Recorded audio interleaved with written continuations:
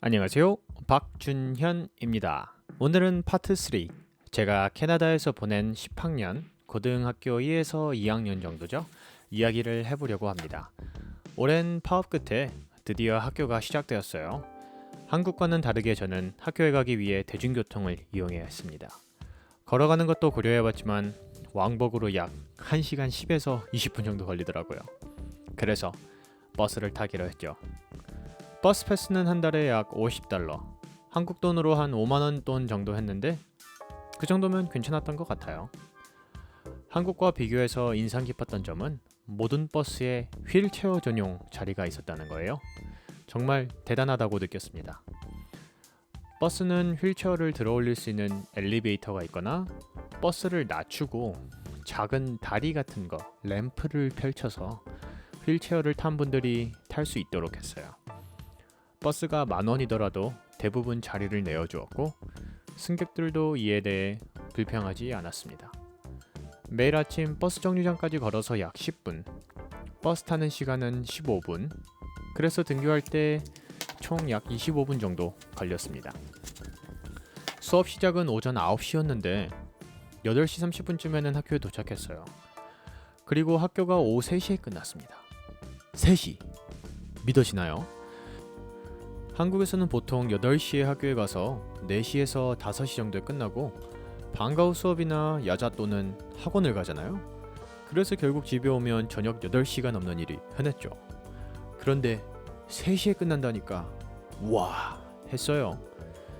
첫 A블럭 1교시에는 체육 수업이었는데 이게 제 소개를 할 때 조금 웃긴 섭섭한 일이 있었는데요. 제 영어 이름은 JP입니다. 그렇게 소개를 했더니 몇몇 친구들이 웃거나 혼란스러워 하더라고요. 처음에는 이게 그 외국에 오면 당한다는 인종차별인가? 놀리는 건가?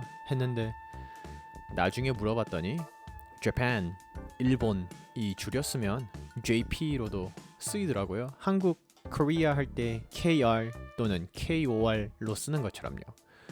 그래서 친구들이 이름이 무슨 뜻인가 하면서 서로 속닥속닥 한 거였대요. 체육 시간은 정말 재밌었어요. 저는 원래 활동적인 편이고 운동을 나름 잘해서 영어가 서툴렀음에도 불구하고 많은 친구들을 사귈 수 있었어요. 체육 시간에 가장 즐겼던 스포츠는 이 두 가지가 되겠네요. 다지볼이랑 프리스비입니다. 다지볼은 한국에서도 많이 했던 피구랑 굉장히 비슷했어요. 잘 튕기는 탱탱볼 같은 공을 던져서 상대방을 맞추면 됐죠. 그렇게 계속 맞춰서 마지막까지 남아있는 팀이 승리하는 거예요. 피구랑 비슷하죠? 프리스비, 원반 던지기는 실내보다는 실외에서 주로 진행됐고 큰 운동장에서 한쪽 끝과 끝으로 원반을 던지고 받으며 상대편 팀 쪽으로 이동하면 포인트를 따는 게임이었어요. 생각보다 많은 에너지가 필요했답니다. 필드 하키도 하게 됐는데 저랑은 잘 어울리지 않는 스포츠였어요. 왜냐하면 스틱, 막대 자체가 굉장히 짧고 그 막대로 공을 컨트롤하면서 뛰어다닌다는 게 굉장히 어렵더라고요. 이 필드 하키도 아이스 하키랑 비슷한데요. 아이스 스케이트를 타는 대신에 두 발로 열심히 뛰어다니면 됐어요. 롤러 브레이드를 타고 하는 인라인 하키도 있었는데 그거는 해볼 기회가 없었네요. 앞에 설명한 두 스포츠보다는 필드 하키는 저한테 별로였답니다.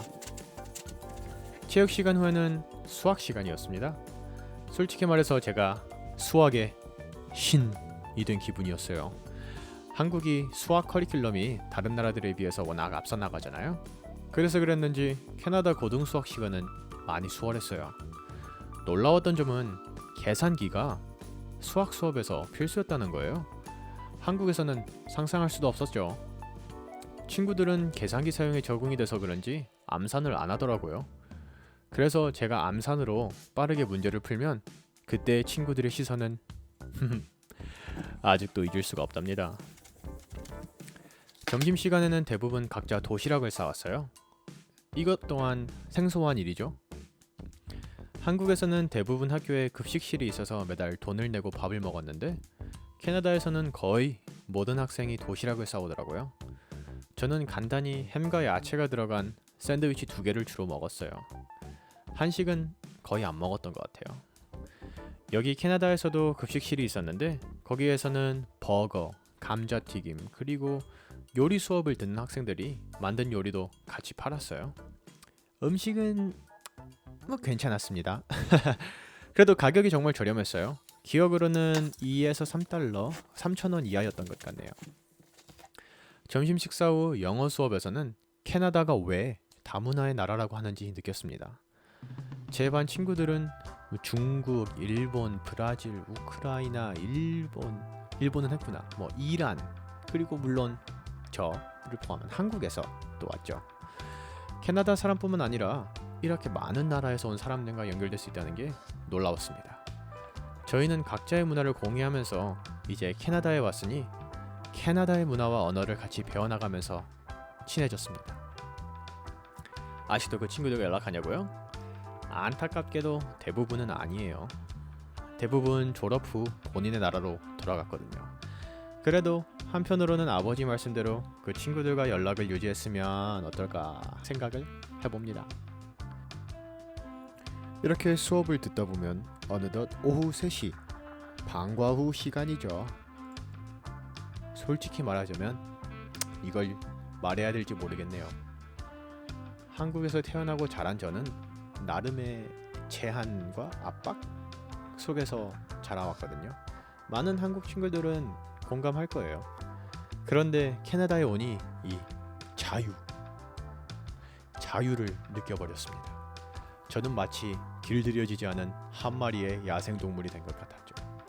그런데 너무 자유로웠어요.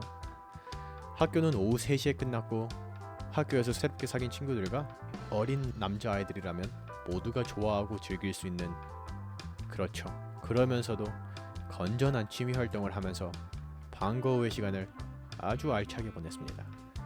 그 취미 활동은 바로 게임이었습니다. 하루 종일 몇 시간이고 게임을 했어요. 아무도 말리지 않았습니다. 몇 시간만 하라고 하거나 주말에만 하라고 할 사람도 없었죠. 그냥 저 혼자 마음대로 할 수 있었어요. 엄마 아빠 죄송해요. 하지만 정말 즐거웠습니다.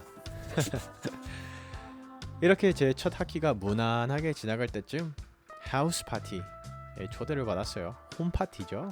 이 이야기를 빼먹을 수는 없습니다. 하지만 그건 다음에 얘기할게요. 오늘도 제 이야기를 들어주셔서 감사합니다.